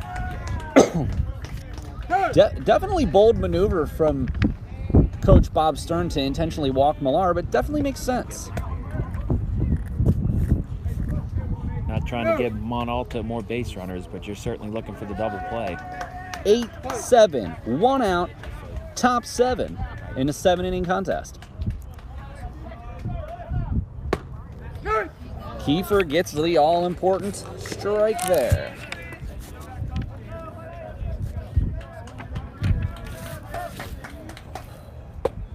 And he gets the second strike. And Slusser now in a hole 2-2.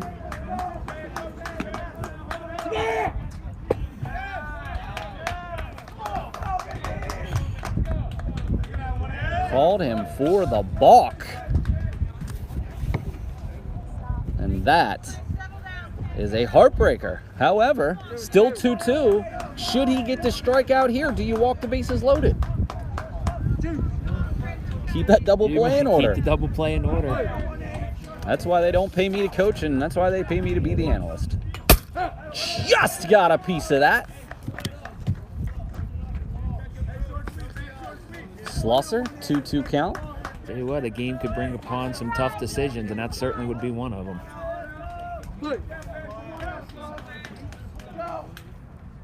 And he struck him out with by far the biggest strikeout of the day, and that brings up McClure, a single, 2 RBI, a flyout in that odd infield fly play. But the bottom line is, if McClure is retired, this game is over. And a drive to right, Arellano cannot come up with it. And that plates 2 runs. Gives Mont Alto the lead.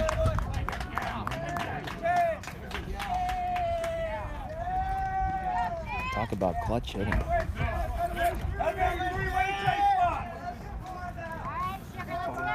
And it's 9-8. Mont Alto. 2 down, a runner on second for Colby Black. And if Black would reach, Mont Alto would bat around. But all is not lost. Rosario and Rivera lead off the next inning, as does Kiefer. So maybe Kiefer could really help his own cause.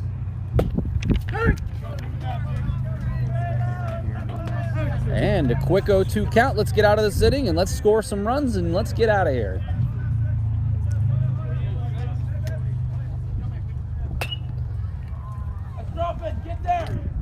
And Kiefer finally retires the side, but not before. 5 runs cross the plate here in the top of the 7th. We're going to go to the bottom of the 7th with Mont Alto clinging to a 1-run lead, 9-8.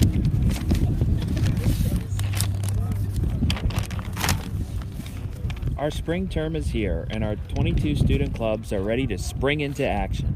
Don't miss your opportunity to learn what these great groups are up to at the club fair, Wednesday, April 10th in the ATEC building. Student leaders will be on site to answer your questions from 11 a.m. to 1 p.m. Free pizza will be provided to participants. Certainly look forward to that tomorrow. Well, we've got Rosario, Rivera, Kiefer. And boy, if we ever needed some base hits, this is the time. 9-8. Lee still on the mound. I guess at a minimum, at least these guys have seen Lee. This is in his 3rd inning of work. More times a batter sees a pitcher, you'd think the advantage would lean more towards the hitter. Oh, absolutely, no question. Especially for a team that they haven't played before. Maybe as they go, the pitcher might have the advantage, but certainly early, I would assume that the hitter would be at an advantage.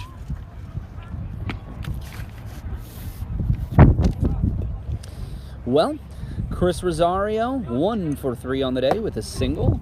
Hit a massive home run in game number 1. Boy, that would be nice right here.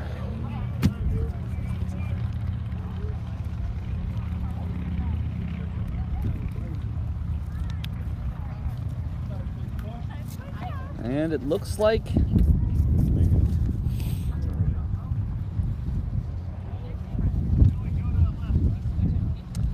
okay, well, they let him warm up and didn't like the warm-up tosses. Don't usually see that where they let a pitcher warm up and then decide to pull him. Number 7, Yonker's going to come in, and he's pitched 28 innings pitched this season. Does have a 4.50 ERA, 14 earned runs. It doesn't. This seems like an interesting time to bring him in, but 9.8, one of their best players. Let's see what he's got. And thus far has not thrown a strike in warm-ups. This has got to be an odd situation for him too. I mean, he's definitely a you know, I don't want to call him a senior if he is not a senior. He is a senior. I mean, he's a senior, so he's seen these kinds of things before, and he's got some excellent movement on his pitches.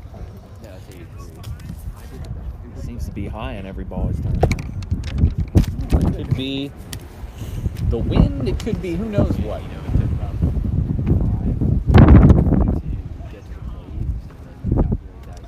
Certainly as high a leverage spot as you possibly can get.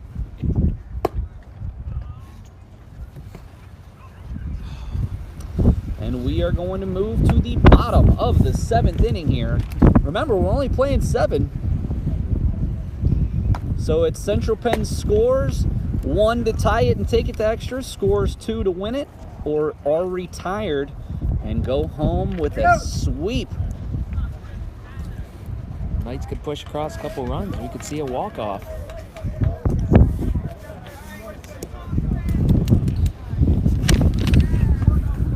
Graham doing most of the damage in this game with a 3 for 4 day with 2 homers, 5 RBI. Rosario 1 for 3 on the day.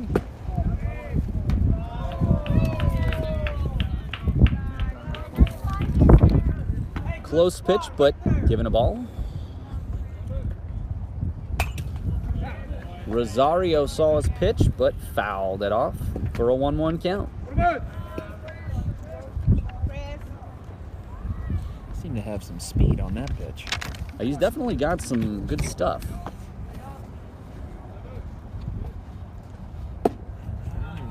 Way outside. That's going to be a 2-1 count.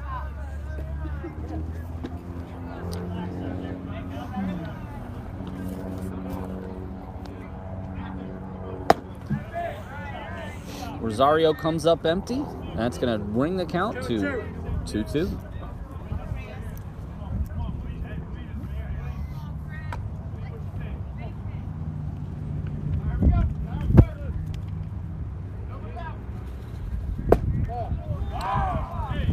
And that's going to work the count full. 3-2. Nobody out in the inning. And it's 9-8 Mont Alto. Leadoff base runner would be very helpful right now. And he goes down swinging. And that's going to bring up Jared Rivera. Jared's 1 for 3 on the day. Singled in the 5th.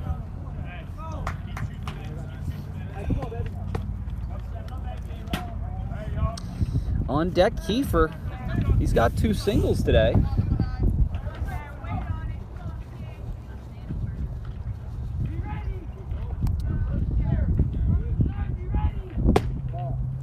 Outside for ball 1.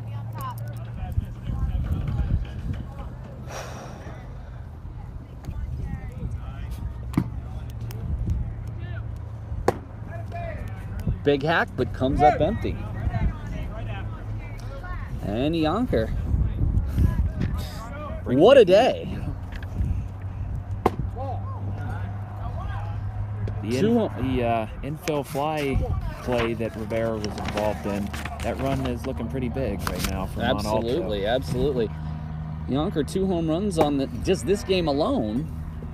2-2. And it looks like a 2-2 count. And boy, this is as big of a pitch as we've seen all day, Tyler.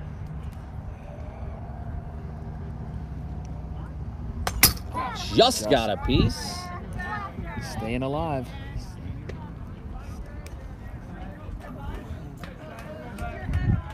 This Yonkers is really bringing the heat right now.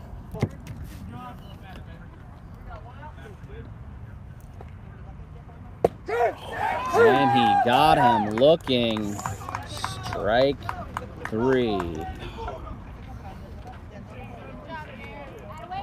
And this is going to be a tough ride home unless Kiefer can keep it alive. Having an 8-4 lead to give up the 5 runs in the top of the inning would be heartbreaking right now.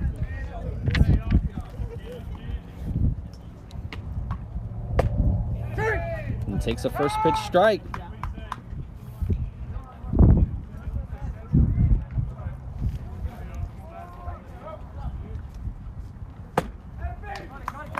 Quickly 2 strikes and Kiefer down to his last strike. Bringing in Yonkers right now, looks like it's paying off.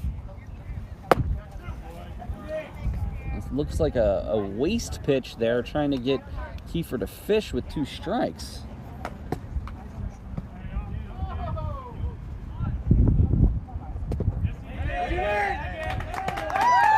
And he strikes out the side. And Central Penn falls to 3-8 after a heartbreaking second game after unfortunately getting the 10-run rule in the first game. Played a much better team game there in the second one, but just couldn't pull it off as Penn State Mont Alto is victorious in both games, 24-12 and 9-8. Tyler, thoughts? Well, you got to give Mont Alto a lot of credit, scoring 5 runs there in the top of the 7th, come back and win. But it's a heartbreaking loss for the Knights, but just like we talked about earlier, there's always another game. Well, as I mentioned, we'll be back here with you on the 19th for another live broadcast. We are going to go to our nightly news player of the game here in just a few minutes.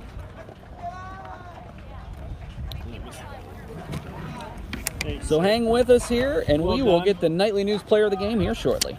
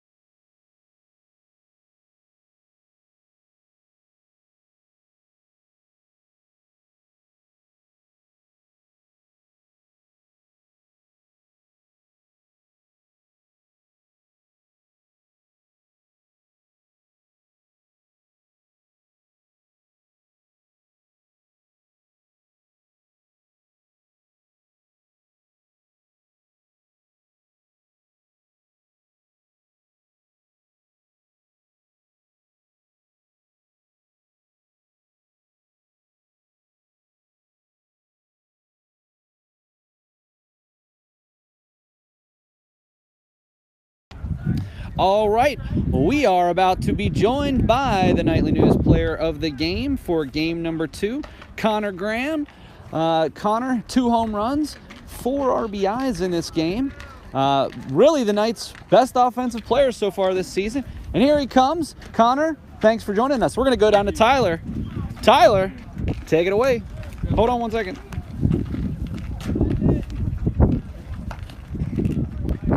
All right, Tyler, take it away. Felt great. Being able to help out the team, get us on the board, and keep us going. It's a heartbreaking game there, the second one. You guys do The big thing is just cleaning up our defensive play. That's really what hurt us. We just got to, fine-tune things. It's really the routine things that kind of got us, but we're hitting really well as a team. We just got to bring things together. We'll be all right. Well, it was a tough day for the Knights, but they gave it their all. Connor Graham, thank you very much. Nightly News Player of the Game for game number 2. Tyler Coleman, Brian Cristiano on the call today. It was a tough one out here, guys, but we braved the storm, and we hope the next time we join you that it'll be a little bit better of a game for the Knights. But until we see you again, signing off from In the Net here in Palmyra for Dylan Kleintop, Brian Cristiano, Andrew Day, Tyler Coleman, and myself, Paul Miller. We'll catch you on April 19th for the next Knights home baseball game. We'll see you then.